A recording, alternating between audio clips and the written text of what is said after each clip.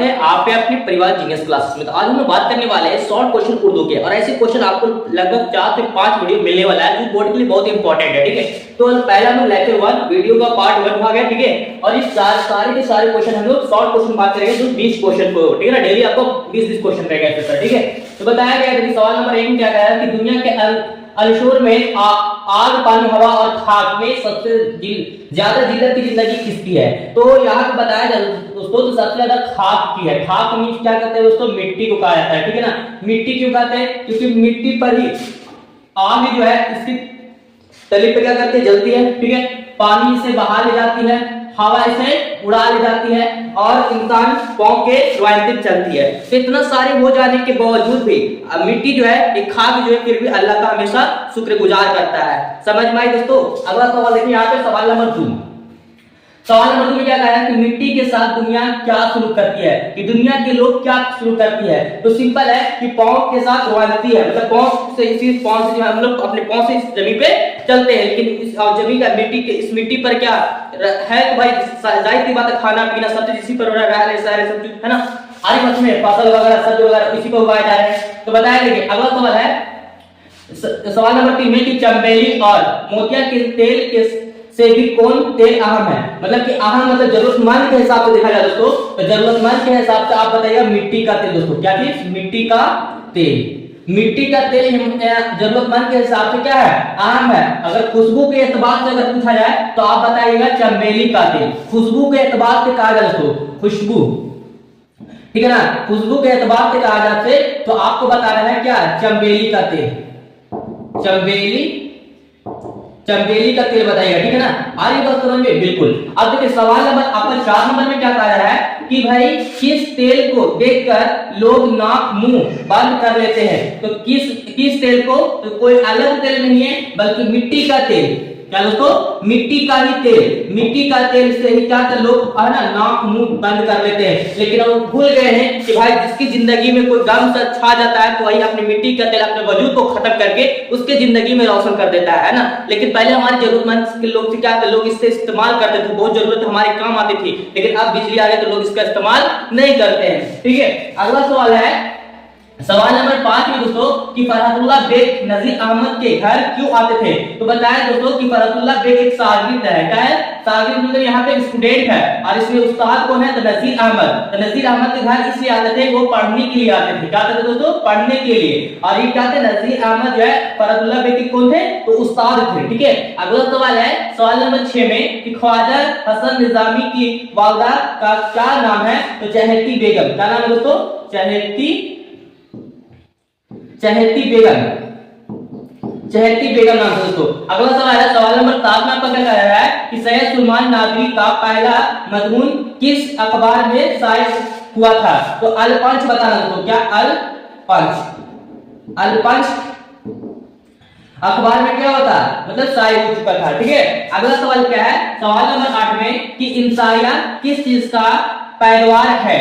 किस चीज का पैदावार है? तो आप बताइएगा मुवाफिक हालात। मुवाफिक हालात कहने का मतलब है कि जिसको बोलते हैं माइग्रेशन, मतलब स्थानांतरण, जिसमें क्या बोलते हैं कुम्हार की जिंदगी, या बोल सकते हैं ना जो आप देखे होंगे टेंट वगैरह जो है ना, जो कुम्हार की जिंदगी ऐसी है जो एक बर्तन क्या करता है? बनाता है फिर तोड़ता है। उसी तरीके से क्या है लोगों का एक मतलब कि जो बसेरा जो बसने के लिए आते हैं, देखते होंगे टेंट वगैरह, उसको हम लोग बोलते हैं ना जो माफी हालात, एक जगह रहते हैं कुछ और फिर अपने जगह नहीं पसंद आते तो फिर वो अपना दूसरी जगह ले लेते हैं, फिर दूसरी जगह फिर आते हैं। तो उसी तरीके से माइग्रेशन का मतलब एक जगह से दूसरी जगह ट्रांसफर करना है ना। और ये बताया गया है कि इंसानियत कुछ अलग वगैरह नहीं बल्कि यहाँ पे यही मुवाफिक हालात के बारे में बताया गया है।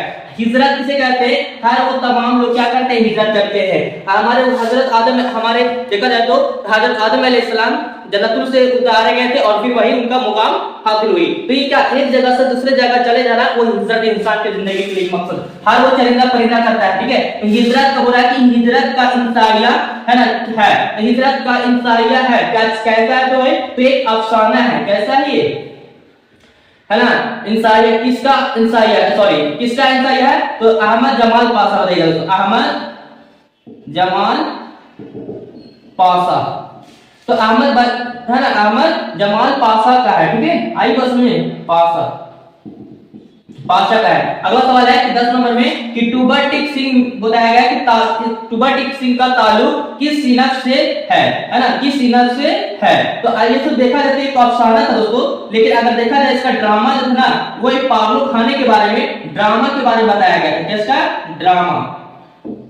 ड्रामा के बारे में बताया गया है। अगला सवाल क्या है 11 नंबर में कि प्रोमिस किसका अफसाना है? तो जिलानी बानो का है। किसका भाई? जिलानी है ना, जिलानी बानो का।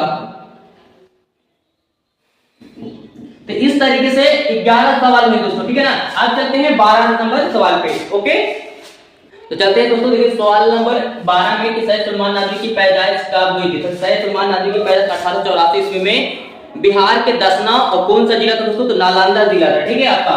अब देखिए सवाल नंबर 13 में सैयद सुलेमान नादवी के वालिद साहब का नाम क्या था? तो सैयद सुलेमान नादवी का वालिद साहब का नाम सैयद अबुल हसन या हकीम सैयद अबुल हसन बता सकते हैं, ठीक है। अगला सवाल क्या है सवाल नंबर 14 में इनके पहले मजमून का नाम क्या था और ये कब शाये हुआ था? तो इनके पहले मजमून का नाम खानदानों की तालीम थी दोस्तों, खानदानों की तालीम, और ये 1902 में तकरीबन शाये हुए थे, ठीक है ना। अब देखिए अगला सवाल क्या है 15 में कि मजमून आक्रोफत या आक्रोफत के कब हुए थे और कहां शाये हुए थे? तो ये 1902 ईस्वी में कहां हुए थे दोस्तों? 1902 ईस्वी में। कहां? तो लाहौर, ठीक है। आप बताइए सवाल नंबर आगे क्या है 16 नंबर में कि सैयद सुलेमान नादवी अल हलाल है ना से कब वास्ता हुए? तो 1913 ईस्वी में दोस्तों। कितना? तो 1913 ईस्वी में, ठीक है। अगला सवाल है कि 17 नंबर सवाल में आपसे पूछा जाए कि सैयद सुलेमान नादवी के खास मैदान क्या थे? तो खास मैदान का नाम बताइएगा दोस्तों, ठीक है। तो बताना है आपको शौक, इस्लामियात और तरबियत और शौक तरबियत, ये सब क्या थे? उनके खास मैदानों के नाम थे दोस्तों, ठीक है। आप बताया जाएगा आपसे यहाँ पे तालीमात ही बोल सकते हैं। यहाँ पर 3 तरीके से सैयद सुलेमान नादवी की खास मैदान थे। इस्लामियात बताएगा, तालीमात और तारीख, तरबियत और मुकालिमात। तो इस तरीके से क्या है बहुत से ऐसे खास मैदानों के नाम इनके सामने थे। अब देखिए आप लिखो दे, ठीक है ना, खास मैदानों के नाम बताएं। अगला सवाल जो 18 नंबर यहाँ पे सब्जी नवानी की खतियात और मुकालात को कितना ना किन्होंने और कितने जल्दों में शाये हुए? तो यहाँ पे बताया गया दोस्तों सब्जी नवानी के जो है ना के रूप से ही बांटे, लेकिन कितने? तो 8 में। कितने? 8 जल्दों में बांटे थे। कितने? 8 जल्दों में, ठीक है। अगला सवाल है 19 नंबर में कि सब्जी नवानी की खतूत को सैयद सुलेमान नादवी ने कितने जल्दों में शाये किए थे? तो कितने? तो यहाँ पे आपको बताना दोस्तों 2 जल्दों में क्या किए थे? ये शाये किए थे, ठीक है ना,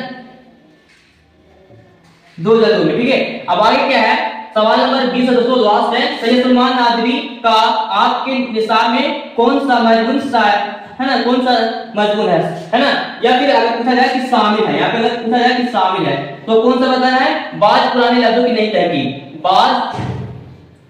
बाज पुराने लफ्जों के नए तहकीक,